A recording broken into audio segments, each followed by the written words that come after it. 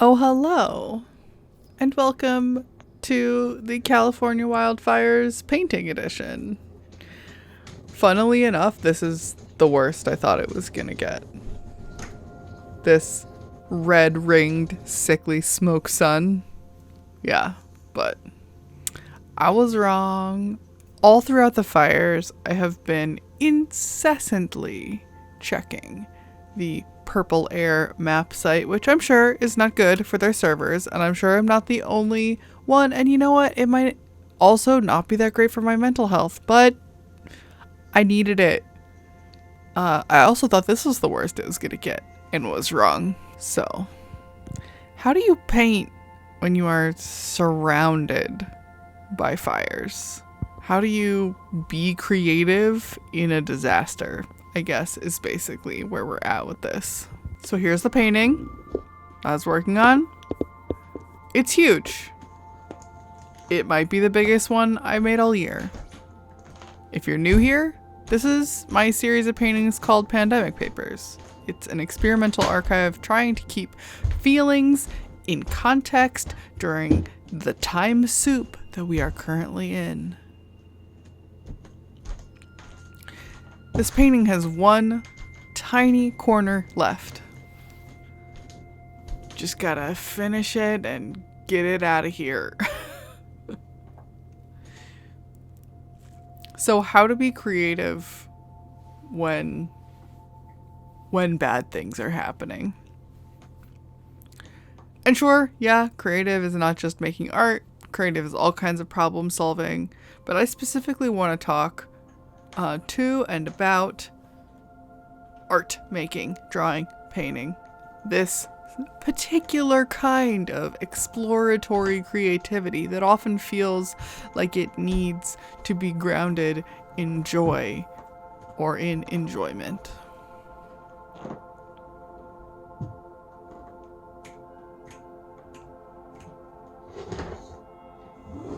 Because, yeah, it's 2020. We all know. Ain't much joy going around.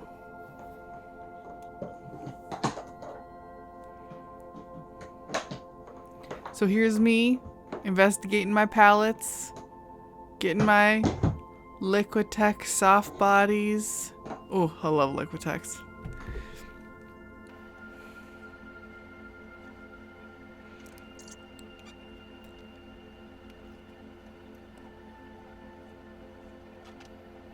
And you know, the TLDR of this video is basically, you don't have to know what you're gonna do, you can just go for it.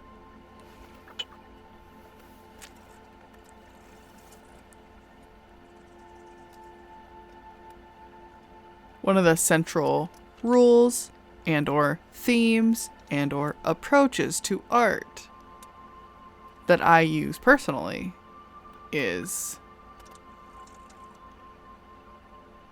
make things that are iterative. Make things that are built out of thousands of tiny steps. Tiny little baby steps, many of them exact repetitions of all of the ones next to them.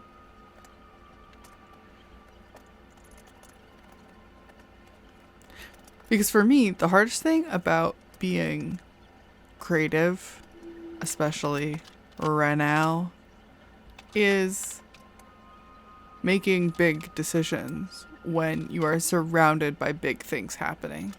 So instead of trying to make any big decisions, we can just make tiny decisions.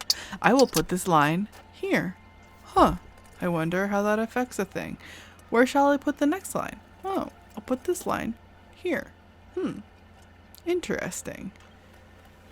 So first step, just do something tiny. Make one line. Fold one piece of paper. Bloop your fingers into one tiny bit of clay. Without a goal. So instead of trying to like set this huge goal of like, I'm going to make this huge project that's all about, experimental archives of the pandemic, and I'm going to make, 100 paintings or whatever. None of that is how this project got made. This project got made by going, newspapers. Okay. Well, if I paint on them, I can make them bigger. Oh, that's interesting. Oh, if I glue them, laminate them so that they're more than one layer, I can put more paint on them and they're like sturdier. Huh, I wonder what happens when they're sturdier. And just following that, I wonder what happens when. And not trying to think a thing in your brain, sketch the thing on paper, and then achieve the thing. Achieve! No, just taking one step, acknowledging how that step changes the materials, the image, whatever. Really letting that step sink into your brain holes. Sink it in. Get it in there. And then taking another step.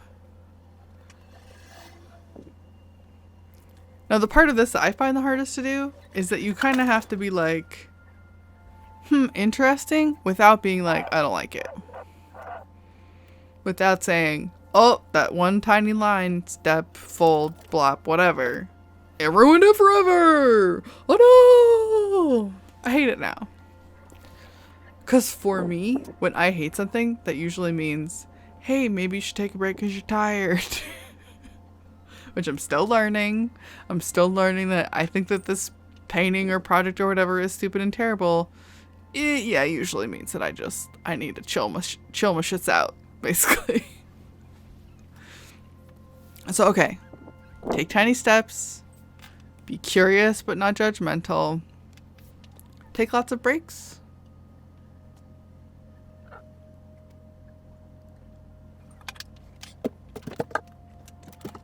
And last and most importantly for being creative right now is stay in your hands. Okay, that might not make sense to everybody. If you know what I mean, good for you. Let me try to explain it better.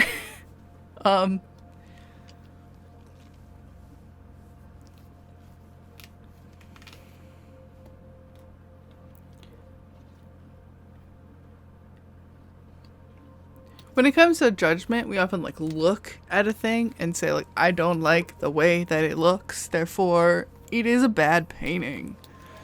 But cultivating, if not judgment, at least opinion, or I'm making weird finger motions at the microphone as though if I wiggle my fingers enough, you will osmosis my finger meaning out of the sounds that I'm making with my mouth hole. Let me try again.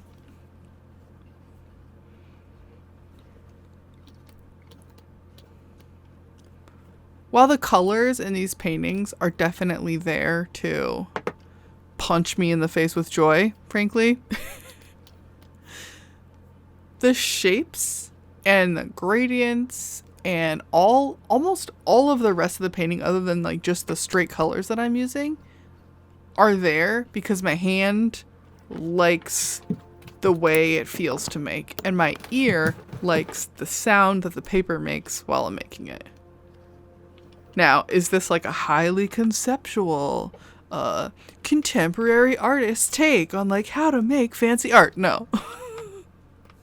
But, and this is part of how I convince myself that these paintings are interesting, is that because this is feelings in context, some of those feelings are just bodily sensation. Just what my body needs right now, what my body wants to eat in terms of shape and color and texture, what my hands need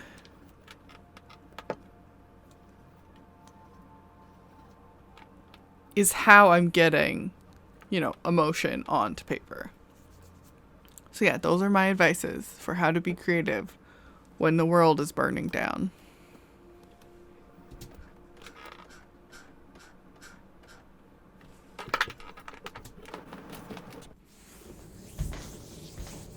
So yeah, I finished this one.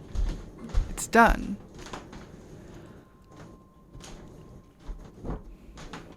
And I wanted to include here a little bit of sort of extra credit advice. finishing things can be traumatic. Maybe it's the word to use. When I finish something at night, I will usually hate that piece forever.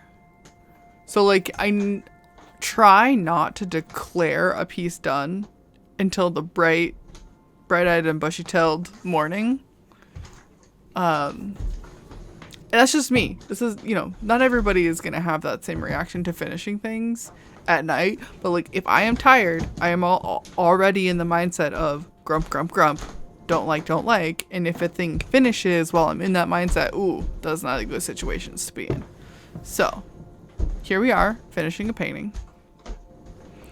And part of what happens when I finish a painting is that I clean up the studio area. I clean up the paints and I take the paint cloth out to shake out, dirt and animal hair and whatever. And I move my materials around and I move my ladder. I just get sort of everything a little refresh. And then, after all of that, it is time to murder the painting. I guess it's not murder. It's just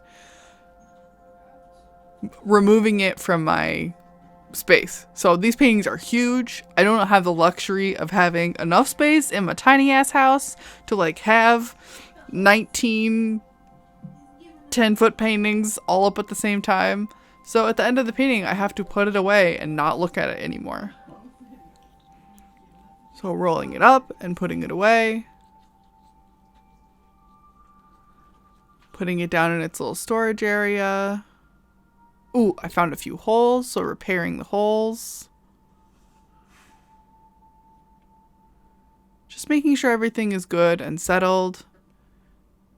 And then, with my not very clean white wall, starting again. Starting the process again. I don't leave too much time between paintings. I try to start the baby steps again. Where does this sheet of paper go? Oh, interesting. Where does this one go? What shape does that make? Reinvesting my attention in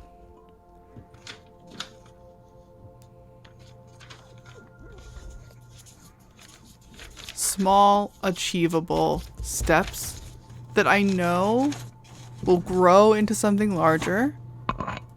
Something similar to what I just put away. But that for now, all I have to do is this one tiny part. And that is what is getting me through right now.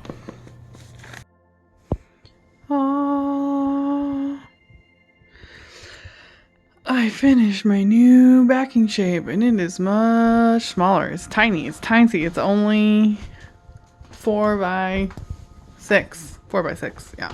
It's tiny. Ooh.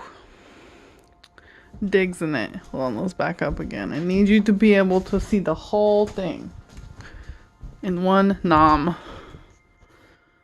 Really like I used all of the wide sheets. I subdivided and then made these sort of fans.